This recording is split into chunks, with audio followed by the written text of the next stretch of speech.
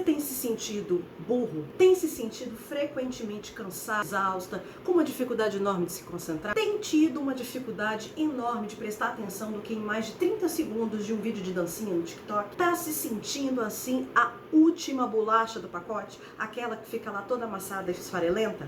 Pois esse livro de hoje comprova que a culpa não é sua.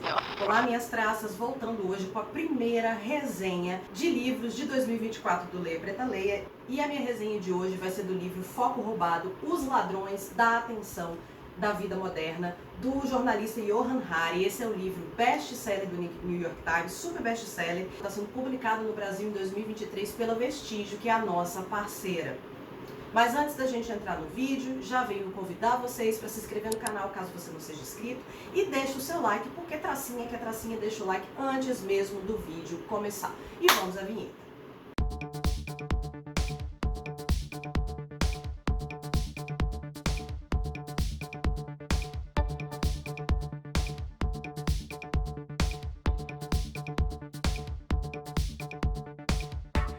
Esse é um livro não ficcional que o autor construiu aí entrevistando mais de 250 especialistas, entre médicos, psiquiatras, cientistas e inclusive executivos e ex-executivos de grandes big techs do mundo, para tentar entender aonde está indo parar o nosso foco e a nossa atenção como sociedade. A premissa do livro é essa: quais são as forças sistêmicas que estão tomando a nossa atenção e fazendo todo mundo passar por burro. E lembrando que esse livro foi escrito antes, da pandemia. O autor terminou o livro no início da pandemia de Covid e hoje a gente sabe que já está tendo vários casos aí de que o Covid pode estar tendo efeitos prolongados da chamada névoa mental. Tá todo mundo aí que teve Covid reclamando de falta de atenção, de falta de concentração, de esquecimento das coisas. Eu volta e meia esqueço completamente o que eu ia fazer, o que eu ia dizer. As palavras têm sumido da minha cabeça. Então a Covid pode entrar aí num foco roubado ponto 2 como um dos ladrões sistêmicos da atenção. No começo, gente, o foco roubado, ele pode dar uma impressão de que é mais um livro de autoajuda que vai tentar aí contar individualmente a jornada do indivíduo, que no caso é o próprio autor, na sua jornada de autodescoberta e de sua percepção de que ele estava perdendo o foco, que ele não conseguia se concentrar, que ele não conseguia dar atenção às mesmas coisas, e da percepção deles de que talvez um vício, um suposto vício em redes sociais estava fazendo o autor se tornar totalmente desconectado da realidade. Em vez de fazer um sabático lá nas montanhas do Tibete, ele vai parar na vila de pescadores de Provincetown, que fica na costa de Massachusetts, e ele resolve durante 3 meses fazer uma mistura de sabático e de detox digital e se isola totalmente do mundo digitalmente. Ele troca o smartphone por um celular de flip, desse que não tem internet, deixa o computador, deixa as redes sociais e faz um mergulho em si mesmo e descobre o tanto de coisa que ele estava tendo de dificuldade por causa do seu apego nas redes sociais. E aí, depois que ele termina essa jornada de busca de si mesmo e de desconexão, de descompressão, no momento em que ele entra na balsa e volta para a vida social, que ele reemerge, ele percebe que, primeiro, a descompreensão que ele fez na vida dele tem um alcance muito limitado da realidade e que não tem impacto nenhum no coletivo, não modifica a vida nem das pessoas que estão em volta dele. Todo mundo vê ele meio como doido. E aí ele sai numa jornada muito mais justificada de entrevistar todo mundo ao redor do planeta, dos Estados Unidos a Moscou, até no Brasil ele vem, para tentar entender, gente, o que está acontecendo com a atenção do mundo, principalmente da sociedade moderna. E ele identifica ali, junto com cientistas, que nós estaríamos vivendo uma pandemia de perda de atenção coletiva. O Johann sai daquela jornada privilegiada que ele teve e percebe, bom, mas nem todo mundo consegue fazer uma descompressão, e mesmo que você faça uma desconexão, um detox digital, isso não está te ajudando, porque a rede social, ela é apenas uma das forças que está justificando a nossa perda de atenção e o emborrecimento coletivo. principalmente, gente, da perda de um dos tipos de foco mais profundo, que é a empatia. Para você ter empatia, para você se colocar no lugar do outro e perceber a miséria que está acontecendo coletivamente, você precisa ter foco. E ele percebe então que a perda da nossa empatia, do nosso foco, da nossa atenção e o nosso cansaço é uma questão coletiva, é uma questão estrutural. E aí ele vai dizer que ele acha que sim, existe um limite aí que a gente possa fazer de mudanças individuais na nossa vida, como fazer um detox digital, dormir melhor, comer melhor, mas essas mudanças chegam até um certo ponto, porque é um problema estrutural. E aí ele diz, problemas sistêmicos exigem soluções sistêmicas. O que o autor indiretamente diz, indiretamente, tá? Porque quem está falando isso sou eu, é que a soma de capitalismo tardio, sexismo e racismo, as três coisas somadas, né, essas três bestas do apocalipse da modernidade líquida tardia, é que são os grandes responsáveis aí pela perda da nossa atenção coletiva, né? Com questões como o nosso aumento de estresse e a nossa hipervigilância, que tem a ver aí com o mercado de trabalho cada vez mais sucateado, com a falta de direitos, a perda de um monte de segurança,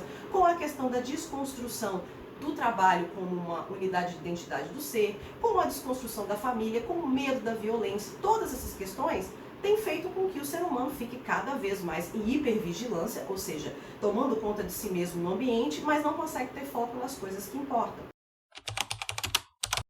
E aí, entrevistando 250 especialistas ao redor do mundo, ele consegue reunir 12 forças estruturais que seriam as ladras da nossa atenção coletiva. Primeiro, aumento da velocidade, alternância de tarefas. Segunda força, a nossa incapacidade de atingir o chamado estado de fluxo, o flow, que é esse estado de quando o nosso cérebro entra na zona mesmo, quando você está fazendo uma coisa que você tem tanto interesse e você gosta tanto, que você entra na zona, as horas passam e você não percebe. Terceira força, exaustão física e mental, que tem a ver com o nosso excesso de trabalho e a diminuição progressiva das nossas horas de sono. Quarta força é o colapso da nossa capacidade de leitura, as pessoas estão lendo cada vez menos. 5, a nossa incapacidade de divagar mentalmente. A divagação mental, o ócio criativo é uma coisa importantíssima, mas a gente vem de uma cultura da culpa judaico-cristã, capitalista, que diz que mente vazia é a oficina do diabo. Mas a gente tem uma cultura que quer encher cada minuto do nosso dia com atividades,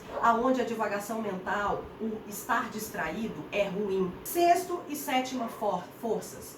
A tecnologia que nos rastreia e controla e o chamado capitalismo de vigilância, que é justamente o que as Big Techs e as redes sociais fazem. 8, estresse e hipervigilância, e isso ele foca principalmente em populações vulneráveis que estão vivendo com estresse de falta de alimento, com estresse de empregos, vagas sucateadas, as famosas vagas arrombadas, com a galera que vive em situações de risco e violência. Você fica em hipervigilância o tempo inteiro esperando que uma desgraça vá acontecer. Nona força, dietas pobres, dietas baseadas em produtos ultraprocessados, que não têm nutrientes, que não têm vitaminas, aquele produto que os cientistas nem chamam mais de comida, chamam de produtos alimentícios, porque não tem nada de nutritivo. Décima força é a extrema poluição que a gente está vendo, o que eles chamam de sopa de poluição, que vem no ar, na água, no solo. 11, aumento do TDAH. Existem duas linhas de pesquisa, uma linha que diz que o TDAH, né, o transtorno de deficiência de atenção e hiperatividade, é uma razão biológica das crianças e adolescentes,